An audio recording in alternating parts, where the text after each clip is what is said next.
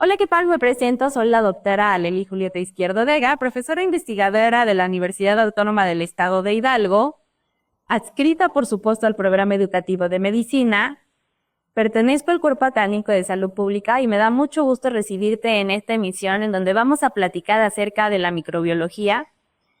Y bueno, pues déjame platicarte que uno de los principales objetivos, ¿verdad?, de este programa es integrar los conocimientos que están relacionados en la clasificación, estructura, función, metabolismo, crecimiento y sin duda alguna genética de estos microorganismos, así como los patrones patogénicos que estos presentan y la respuesta que existe en el huésped. En esta unidad vamos a abordar específicamente algunas características de la bacteriología como la clasificación, morfología, metabolismo, genética misma de estos microorganismos, la subclasificación que existen de ellos de acuerdo a ciertas características.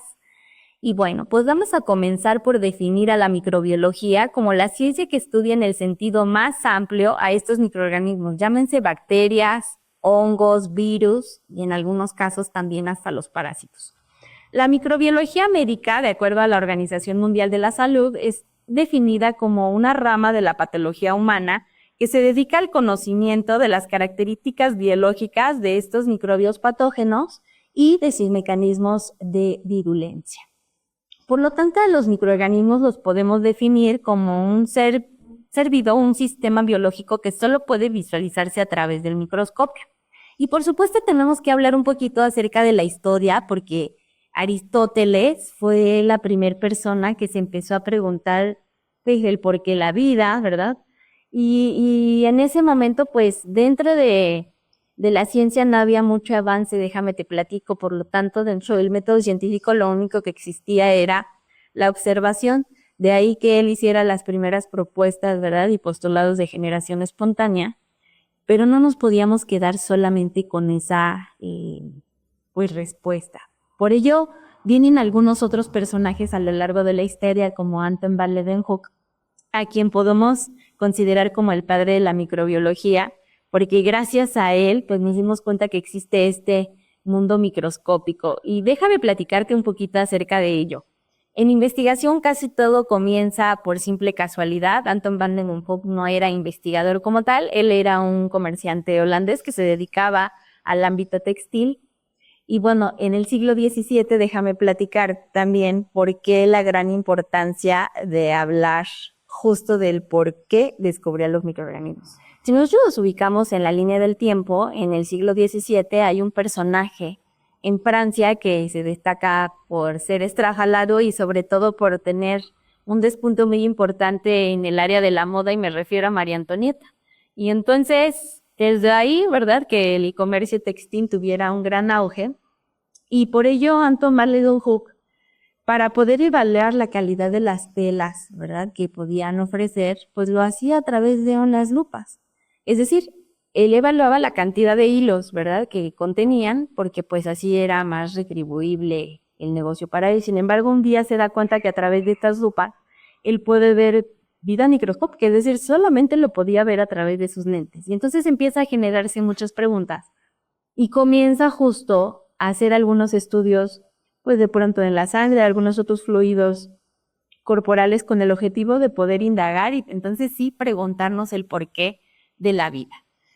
A través de esta investigación, pues por supuesto es que marcamos un parteaguas en la historia, porque estamos hablando del término del oscurantismo, del inicio de la Edad Moderna, del avance de la ciencia en todos los aspectos, ¿no?, de la Revolución Francesa, de la finalización del cristianismo, y por supuesto nos da la oportunidad para poder hacer más investigaciones. Desde luego vienen algunos otros personajes como Roberto Koch, que es pues a quien conocemos como el padre de la microbiología moderna, porque él empieza a hablar acerca de algunos mecanismos de antibiosidad y también de esterilización, es decir, mecanismos a través de los cuales podríamos eliminar a estos microorganismos. Y por supuesto viene además el Pasteur, donde sin duda alguna los efectos de los experimentos que hace en relación a la antibiosis y a la pasteurización, pues han dado pauta para que en la actualidad muchos de los procesos que utilizamos a través de la industria alimentaria, ¿verdad? Pueda hacer pues que sigamos sobreviviendo en este 2024 en el que nos encontramos. Por ello quiero comenzar a definir a la bacteriología como la rama de la microbiología que se ocupa del estudio de la morfología, de la estructura y de la clasificación y bioquímica también de las bacterias. Platicábamos justo hace un momento de la importancia en el área alimenticia y del auge que ha tenido en la industria el hecho de saber cómo podemos controlar los procesos de proliferación bacteriana, puesto que si no existiera eso, no tendríamos protocolos para envasado, para preservación de alimentos como tal. En la industria ecológica, por supuesto, nos ayuda a entender de mejor forma cómo se da la cadena alimenticia. En el caso de la industria agrícola, por supuesto, hay algunas bacterias que nos ayudan a limitar la posibilidad de propagación de algunas plagas, ¿verdad? Y finalmente, pues la agricultura es algo a través de lo cual pues nos movemos económicamente también a nivel mundial. En Nadia América no se queda de lado porque existe investigación al respecto y sobre todo nos ayuda a entender todos los mecanismos a través de los cuales las bacterias pueden generar las enfermedades y de qué manera podemos abordarlas para poder brindar mejores atenciones terapéuticas a nuestros pacientes. Las bacterias las vamos a definir como microorganismos protozoarios de tamaño micrométrico que tienen diversas formas y a través de ellas las vamos a poder clasificar. Déjame hacer un breve paréntesis aquí para comentar que podemos ubicar a las bacterias desde el aspecto macroscópico y microscópico. Cuando yo hablo de esta análisis macroscópico, podemos hablar de características en relación a la anatomía, a las estructuras y a las funciones que esta misma realiza. Y con respecto a la microscopía, te tendré que hablar algunas condiciones de bioquímica, por supuesto, de intercambio material genético, para que ellas mismas puedan asegurar su supervivencia.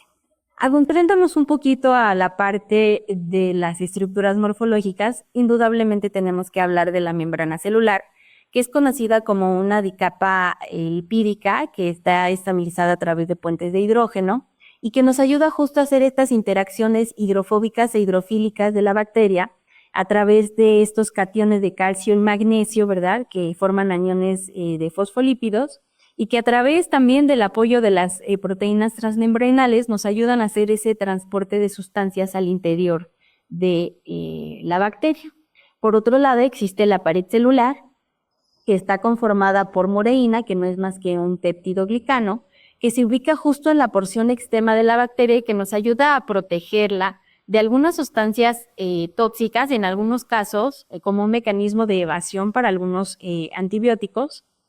Y bueno, déjame platicarte que a través de un método de prediagnóstico como es la tinción de Gram, que es una técnica que nos permite identificar a las bacterias y sobre todo a clasificarlas en dos grandes grupos, es decir, a las bacterias Gram positivas y a las bacterias Gram negativas, que de acuerdo a la coloración que tengan, ¿verdad? Es decir, Gram positivas, las bacterias las vamos a ver de color violeta, las bacterias Gram negativas de color rosáceo. Y a través de la interacción que tienen con estos colorantes que tienen dentro de su contenido, pues, algunos elementos catiónicos, la mureína da a tener esa capacidad de absorber y retener de mejor o menor forma estos colorantes y por ello es que nosotros los vamos a poder subclasificar en estos diferentes grupos. Pero bueno, independientemente de la pared celular y de su membrana, también existen algunas estructuras como pueden ser la cápsula.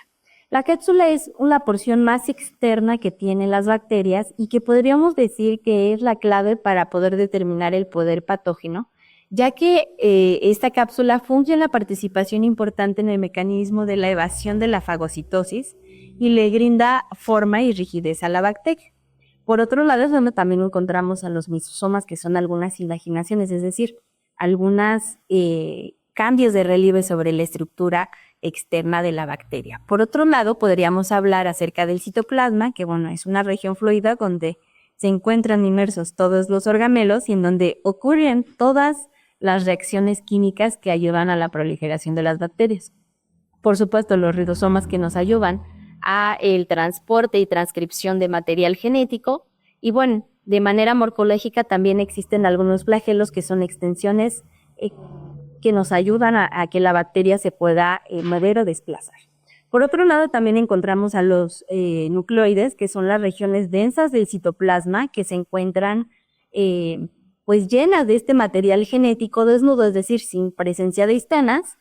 Y por otro lado, pues también encontramos a los pilis, que son fimbrias que se pueden encontrar dispersas en la zona externa de las bacterias que les ayudan a mejorar la adherencia sobre las superficies. Por otro lado, también encontramos a los plásmidos, que son segmentos de material genético que se usan para los procesos de conjugación bacteriana y pues en algunos casos algunos otros metabolitos que nos ayudan sobre todo en la parte del metabolismo. Cuando hablamos justo de esta parte de la nutrición, tengo que platicarte que las bacterias conocen diversos mecanismos a través de los cuales pueden generar su propio alimento. Uno de ellos es la vía autotrófica, en donde ellas conforman a través de diferentes rutas metabólicas sus propios sustratos biodisponibles para poder sobrevivir.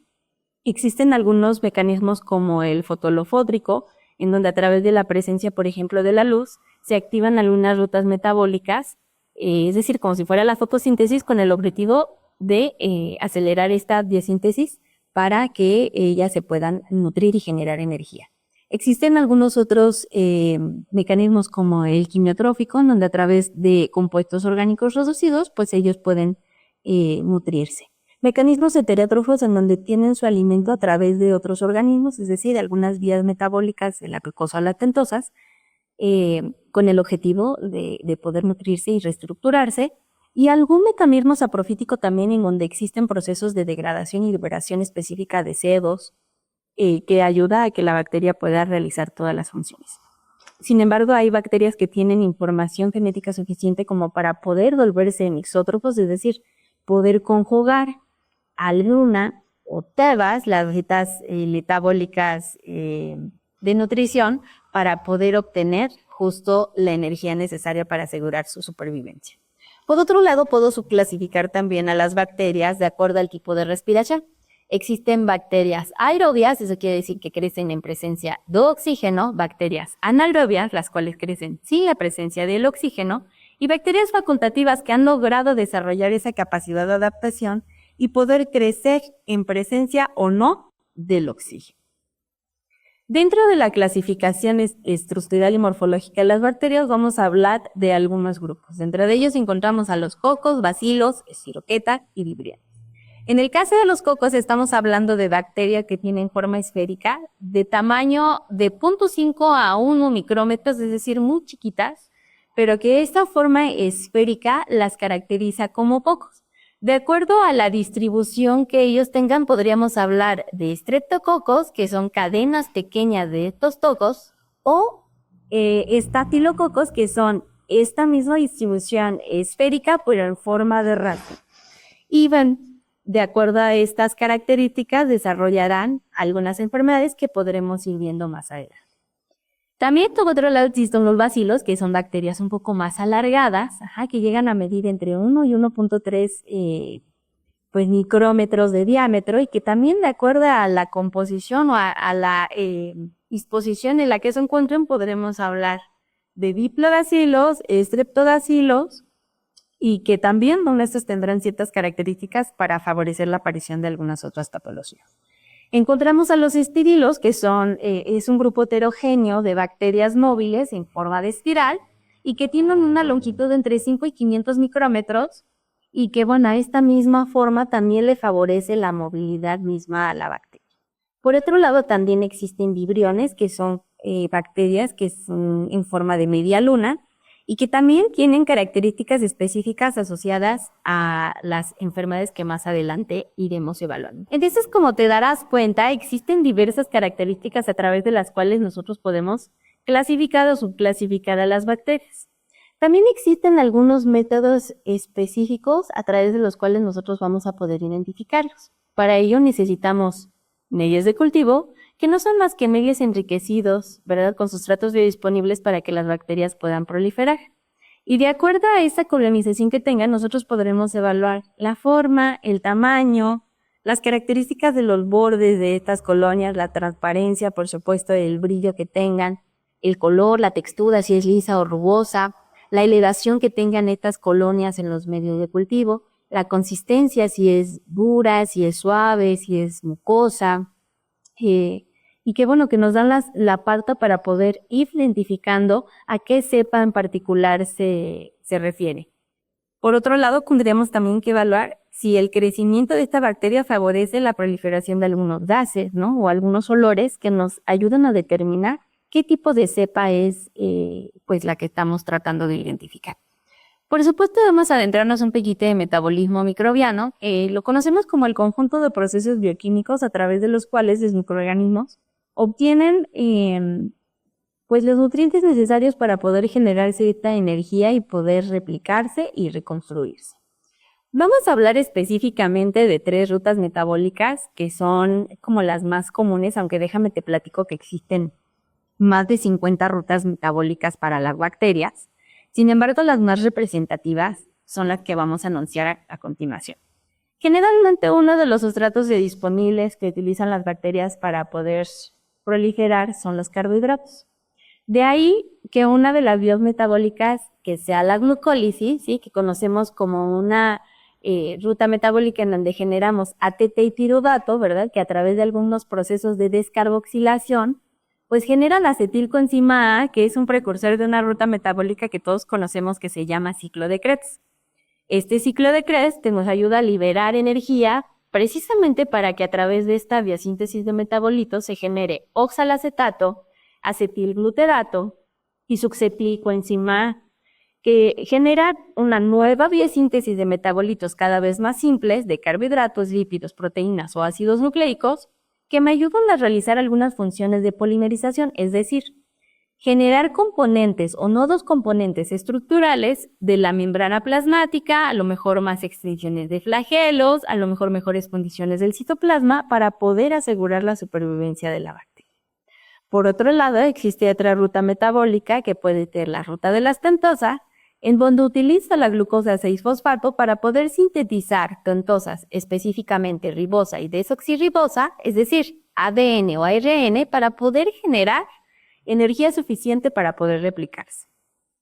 Y otra ruta metabólica, pero no menos importante, es la fosforilación oxidativa, es decir, una vez que tengo mis carbohidratos, lípidos, proteínas o ácidos nucleicos en forma de metabolitos simples, puedo utilizar esta sintetización y liberación de electrones de hidrógeno para formar el famosísimo NAD y PAD, y que a través de esta aceptación de cadena de electrones, pues yo pueda generar ATP. Entonces, con eso estamos prácticamente cubriendo las 3 funciones principales de supervivencia de la bacteria: replicarse, reconstruirse y generar su propia energía. Por supuesto, tenemos que hablar también de genética microbiana, y podríamos preguntarnos, bueno, pero ¿para qué me sirve saber de genética microbiana? Bueno, el conocimiento del genoma microbiano nos permite comprender de mejor forma la patogenia y las aplicaciones en la prevención, diagnóstico y sobre todo en la terapéutica de las enfermedades infecciosas que las bacterias generan. ¿Qué podríamos considerar como genes microbianos? Bueno, vamos a considerar este complemento genético que viene representado por su ADN y que en algunos microorganismos también por el ADN. Cuando hablamos de genética bacteriana, indudablemente tenemos que platicar acerca de la recombinación genética, la transformación genética, la transducción, los procesos de conjugación de las diferentes modalidades que existen, de los plásmidos y tipos de plásmidos. Cuando hablamos de recombinación genética, hablamos de algún proceso en donde las bacterias generan un nuevo genotipo, es decir, a través de este mecanismo ellos garantizan la supervivencia de ellas mismas porque de forma efectiva aumentan la variabilidad de las bacterias, es decir, a través de una célula donadora y una célula receptora, ellas comparten ese material genético para poder mejorar la capacidad de ADN. Cuando existe una transformación genética es un proceso en donde se altera la composición de su material genético, ya que la bacteria se encuentra en un estado de competencia que suele ser por los sustratos biodisponibles para generar el metabolismo. Cuando hablamos del proceso de transducción, pues hablamos de un proceso, ¿verdad?, en donde la bacteria, a través de la compartición de su material genético de una célula donadora a una receptora, puede mezclar ciertas características o componentes a través de este proceso con el objetivo de poder mejorar la replicación de este material genético. Cuando hablamos de conjugación, por eso es que tenemos que reconocerlo como un traspaso, ¿verdad?, de forma horizontal de material genético, y esto lo hacen las bacterias por aproximación, es decir, una bacteria está cercana a otra y a través de un canal o una estructura morfológica que vamos a llamar pili, comparten ese material genético de forma horizontal. Y este transporte de material genético puede ser a través de los plásmidos, por ejemplo, moléculas de ADN extracromosómico que comparten. Puede ser también a través de integrón, que son plásmidos conjugativos que permiten que las bacterias se adapten y evolucionen rápidamente a través del almacenamiento de esta expresión genética.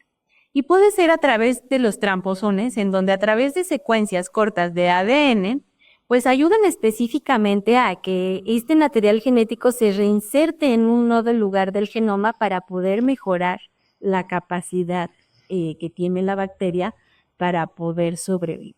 Bien.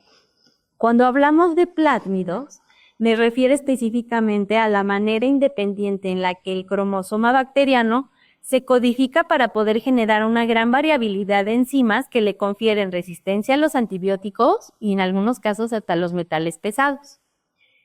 Se conoce, ¿verdad?, que degradan algunos compuestos orgánicos y que pueden producir algunas toxinas.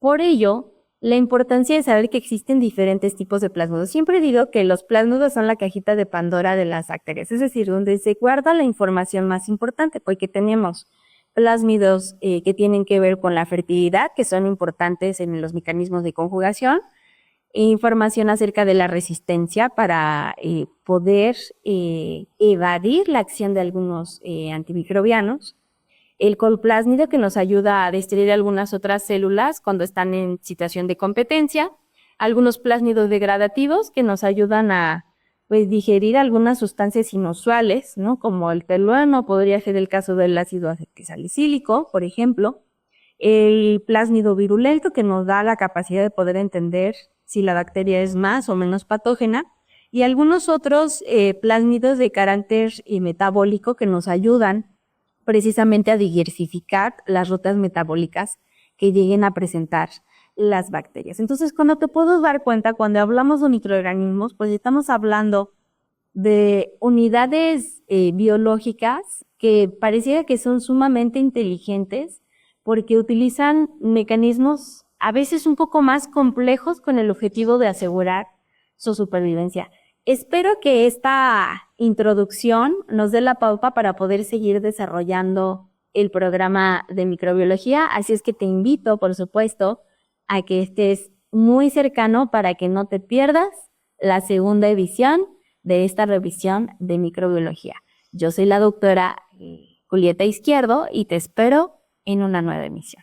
Este video es presentado por el Sistema Ciencia Garza Educativa de la Universidad Autónoma del Estado de Hidalgo.